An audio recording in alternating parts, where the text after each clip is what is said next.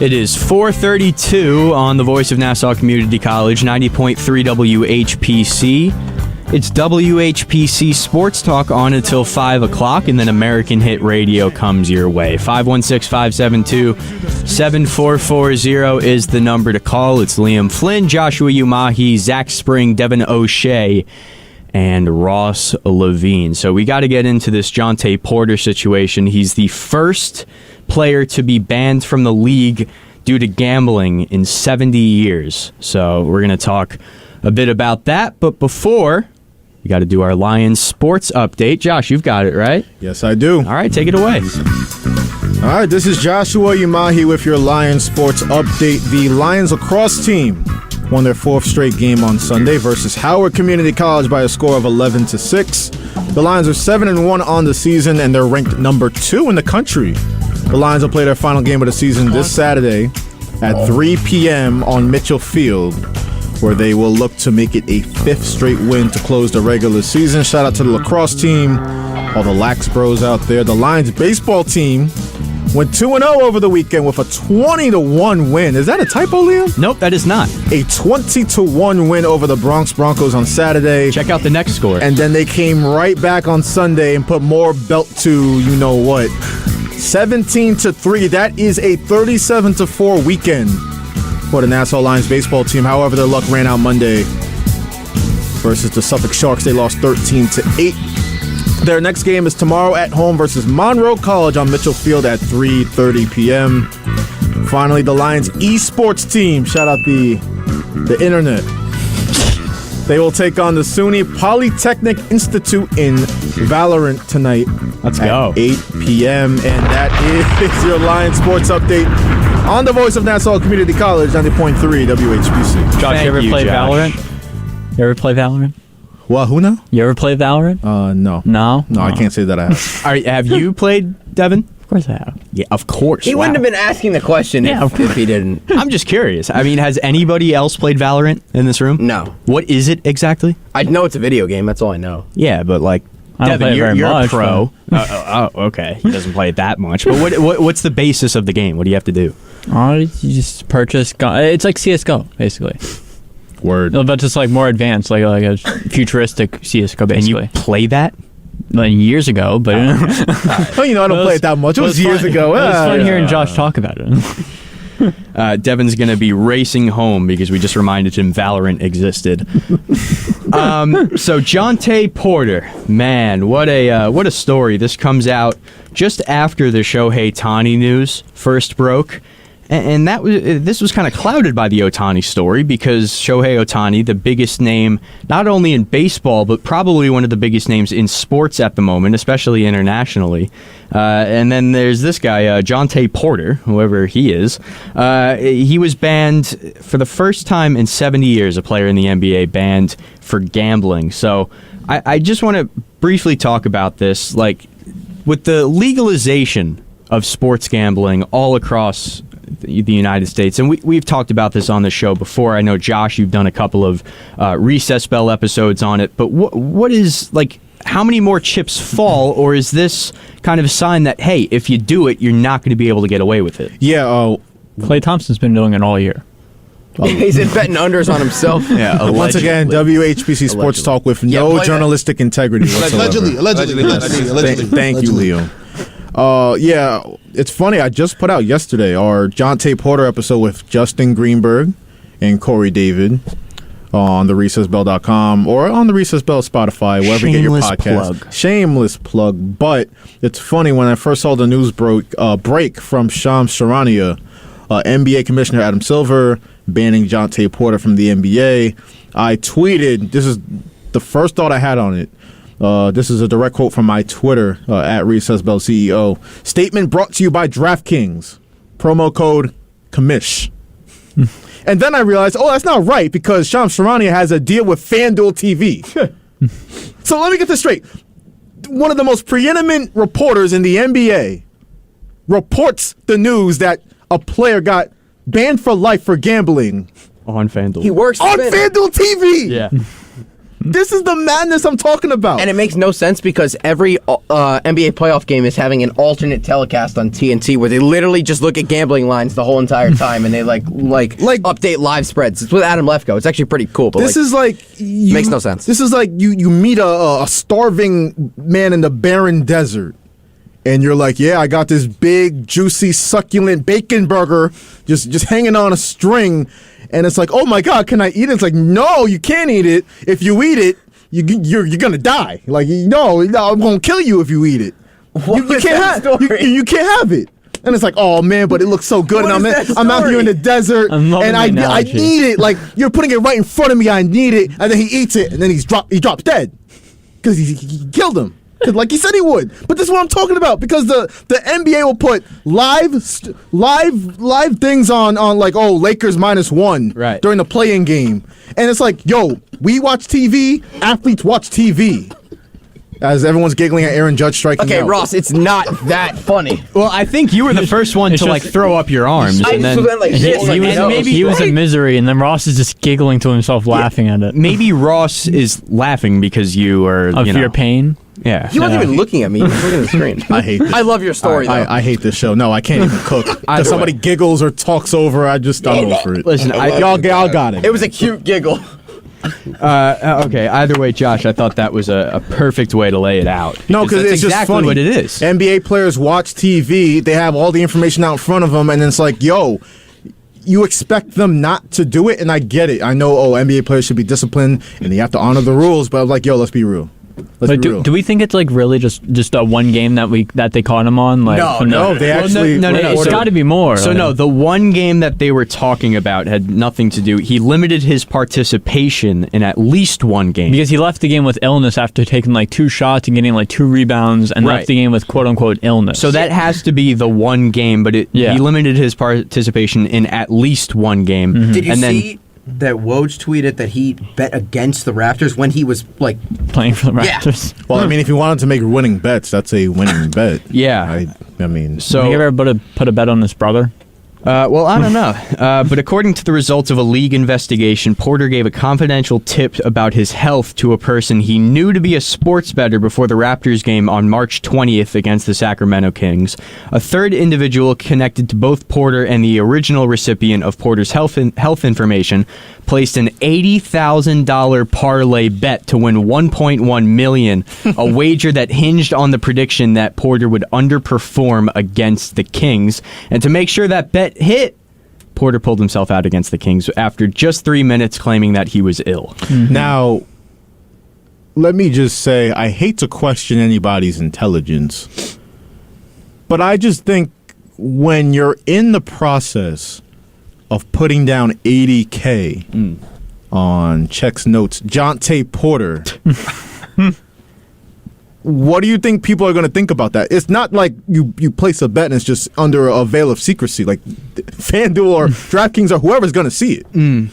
It was so blatant that DraftKings called the NBA. They saw the bet, and then instead of awarding the winnings to the better, like, nah. Which I want to say, great job on DraftKings doing that. Because you see like the difference of like winnings. Jontay Porter has a win, like his game props have a winning of like $1 million compared to guys like Keon Ellis who had a winnings of $3 over the entire hit. Like, so you see the gigantic difference in the prices.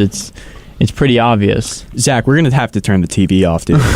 Kevin, you missed what just happened. Kevin I don't care what just hit to a happens. It's double. just people are trying to speak, and then you're like, I dropped. No, I didn't even hit it. oh my God! Aaron, I didn't hit it. My phone fell on the floor. That was the noise that it made. That's another analogy. Like, yo, if you put a TV with the Yankees game in front of a Yankees fan and tell them not to react, like maybe that's kind of what the NBA is doing with gambling. I mean, you're right. What do you expect? So, and by the way, coming up, and Zach, I don't think we're going to be able to get to this, but I wanted to try a new segment today. Okay. Called Zack's Yaps, where you just Zack's talk Yaps. on your own for 5 minutes. I love it. Okay, but stop talking. Yeah, we're not going to be able to get to that if we keep having these. You know what I feel like right now? I feel like I'm like in like Liam's the line leader in kindergarten right now. And yeah. I'm a class president as well. So, and the class president says that you got to shut your mouth. We voted him in. Oh, you voted? That is true. Yes. It is a democracy here at WHBC. The investigation also showed that from January to March, while splitting games between Toronto and its G League affiliate, Porter placed at least 13 bets on NBA games using an associate's online betting account. Although none of those bets were on games in which Porter played, he did bet on the Raptors to lose as part of a parlay bet. The wagers ranged in size from $15 to $22,000 and totaled $54,000, and he netted nearly $22,000 in winnings on the bets, the league said. Can you imagine? And again, he's a two-way player. He only made $415,000. I like how you say only, because many people would kill to have that kind of salary. That's very true. But in the context of being an NBA player, like, he was making that. And again, he was a nice story. He was out the league for a little while, but broke back in with the Raptors this year. Was playing pretty well. Had a lot of ability for a guy his size. Could shoot the three. Could play some defense, could handle a little bit. He's Michael Porter Jr.'s brother, so it was a nice feel-good story. But he threw it all away for, you said, roughly $20K? That's how much he netted, $22,000. So, I mean, if you're betting on yourself to get the unders, I would hope that you make more than $20K, but who am I to judge? Well, you know you're hitting it. Like, you know it's going to hit. Who am I to judge criminality? When you bet $54,000 and only net $22,000, and you're betting on yourself... Yeah, I think this guy deserved to get banned. Yeah. Because that was just... I don't know. I was curious, what books even offer Jontay Porter? There's always, every book has, a make-your-own bet and make-your-own odds. I don't know, I feel like you don't see him pop up, when you hear, Raptors players. It's usually just, the starting five you're able to... Yeah, but then you got to click, the three dots in the corner and then I know that, but most of them roster. now, when they set, PRA, points, rebounds, assist lines, it's usually only set for the starting five and possibly the six-man. You see, I don't know this for sure because I'm not chronically on FanDuel, but I would guess that everybody has odds. It's no, most of them are locked. I don't know. Yeah. Well, that's the thing. Did he start that game against the Kings? He might have. I don't even know what game it was. Well, apparently he was out of the game 3 minutes into it. So, I guess we can figure that out. But yeah, unless they put him in the game with a minute and a half. I don't know. Either way, contrary to popular belief, anybody that chooses to bet, again, don't use an illegal bookmaker because illegal, but anybody that uses FanDuel or DraftKings or BetMGM or Caesar Sportsbook or anything like that, Bet365, that's a good, covert one. If you bet on any of those, they do not want you to win money. If you win too much, they're going to manipulate certain things in your account. They're going to lock certain bets and keep you from making them. They don't want you to win money. So when you hit on a Jontay Porter parlay for $1.1 million, what do you think's going to happen? They already don't want to pay you. Yeah. But it's blatantly obvious. It's I bet whoever runs DraftKings saw that and they was like, yo, come. They called everybody, y'all come look at this. Yeah. Come look at this right now. This is crazy. They make it so obvious, these people. Porter is the first active player or coach to be expelled from the NBA for gambling since Jack Molinas in 1954. Oh, I know he was. He did not start in that game against the Kings. He did not? He did not. How many minutes did he play? Played 2 minutes and 43 seconds. So did he get into the game for 17 seconds into the game? Bubble guts. Yeah, I guess so. That's even more sus if he came in and said, what did he tell his coach that he has this bet? Yeah, maybe, you know what? Maybe he was like, hey, I'll slip you $11,000. You gonna get a cut, coach. He was like, right, don't start me. Make sure you don't start me, but sub me in with 14 seconds into the game. What? Yeah, he pulled himself out of that Kings game after so 3 minutes of his play. His play. So, but I mean, where was that in the game? Where was he? All right, we'll try and find that out. This segment was sponsored by Bet365. Yes, by the way, America's #1 sports book. Okay, Zach, we actually have the time, man. I know, it's 4:46. Yeah, but we have a little bit of time for you to go into this NHL playoff picture. I am very, very excited for it. So all 16 What was the segment called? It's Zack's Yaps. Zack's Yaps. No, this is Zack's Yaps. This is Zack's Yaps. Okay. This is Zack's Yaps, Zach. This is the first edition of Zack's Yaps on WHPC Sports Talk. So, Zach, all 16 teams are in. Their spots aren't final. Most are. So let's just hear the lay of the land. Give that to us at the NHL. By the way, everybody's mic is going off, other than Zack's. What's very interesting that at least I find about these NHL playoffs is that there's a lot of similarities to the last 3 years in other sports. So I've been reading this up a lot, and a lot of people are comparing to a term where you guys would understand this.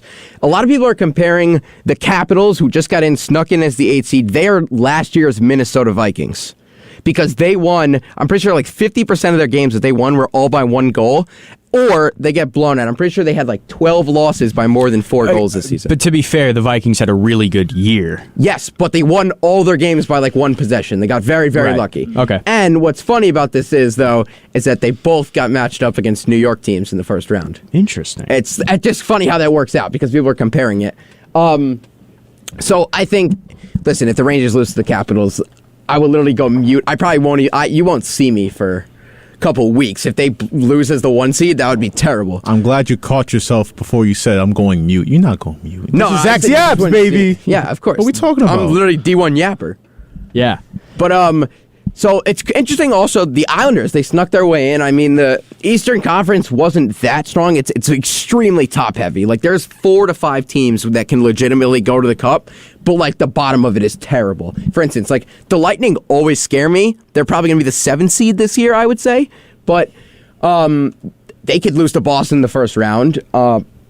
They also could, it's so tough to say because playoff hockey, these teams turn so different. Last year, look at Florida. They were the 8th seed. They were down 3-1 in the first round. They go on a magical run to the Cup. They didn't win it, but still, It's it's that impressive.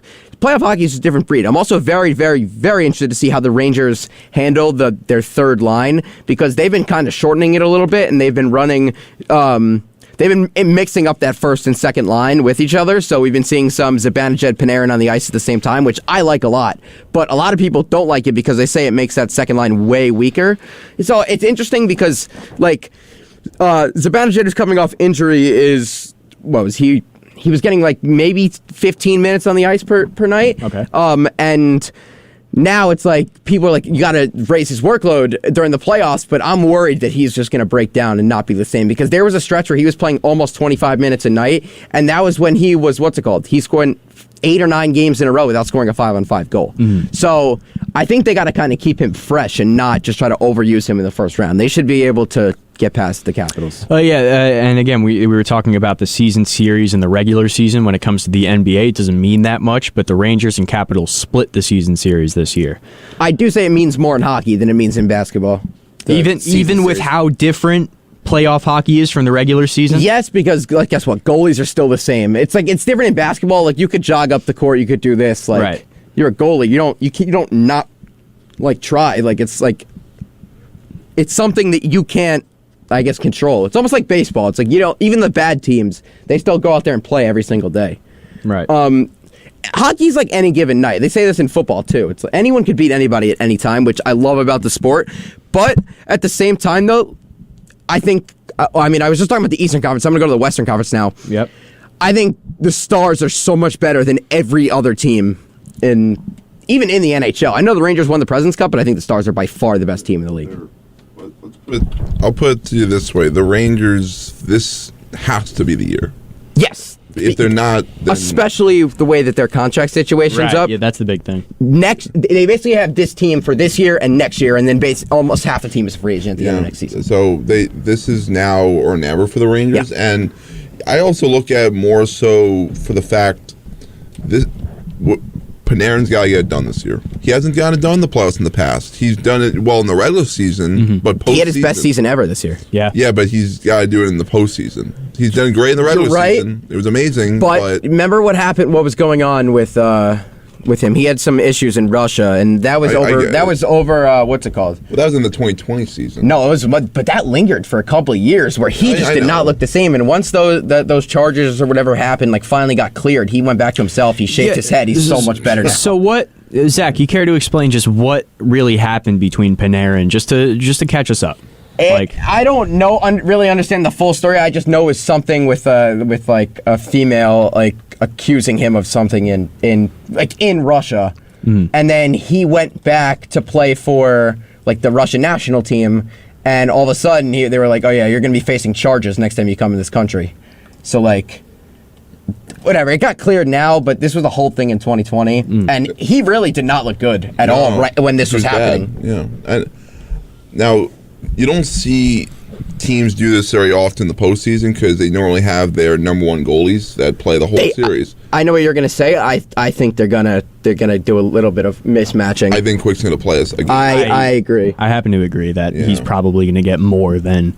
Would you put it on the level as what the Devils did last playoffs, where they're just basically flip flopping between? I'll say it was like the Island. I'll put it to like what the Islanders 2021 team was, where they were like Varlamov wasn't playing every single night.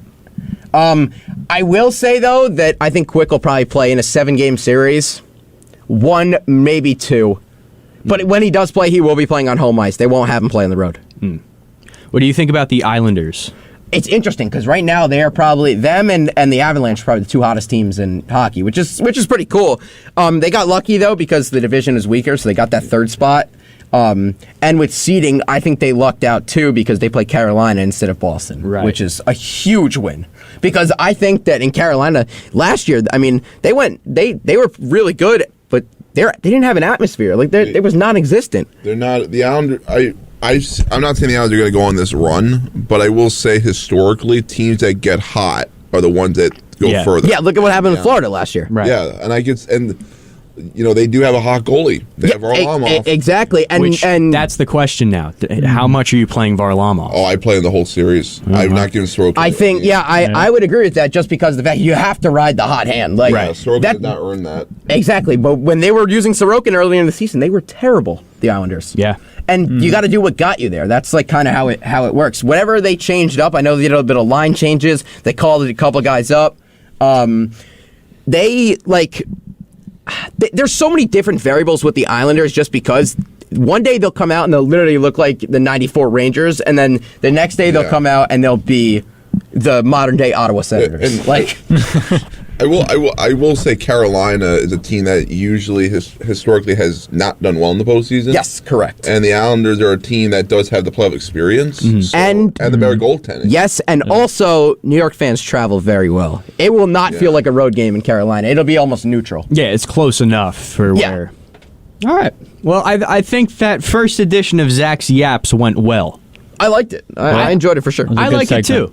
Because here's the thing, Zack. I mean, you know everything. I mean, it's about like Grambling State's like 4th player off the bench in college basketball. The reason why. The problem is, this is how I don't even like try to know all this. Problem. I have a notification on for at least one beat reporter for every single team on Twitter. Like throughout all the major sports. I would not be able to handle that. So I get news like practice news of like even like.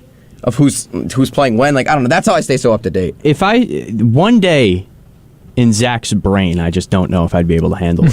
There's a lot going on. Yeah, no, there is. Hopefully, Zack's family is able to license his brain out for research after his time, like O.J. Simpson's family did. No, they didn't do that. They didn't. They didn't. That's what I said. They didn't do it. They refused to. Which I mean, I get, but I would have study my brain. I would have loved study my brain. So I would have loved to know. There was probably there would allegedly be like 4 holes in OJ's brain. The CTE got to him. 4 holes, damn. Yeah, it's like Aaron Hernandez. You see how when they cut it open, there was literally holes on the inside of his brain. Is there a 4th hole? Really? No. I was making it like word. Obviously, there isn't 4. There's 2. But what I was saying is that he's gonna have 4 just because he's so messed up. Like. By the way, 1994.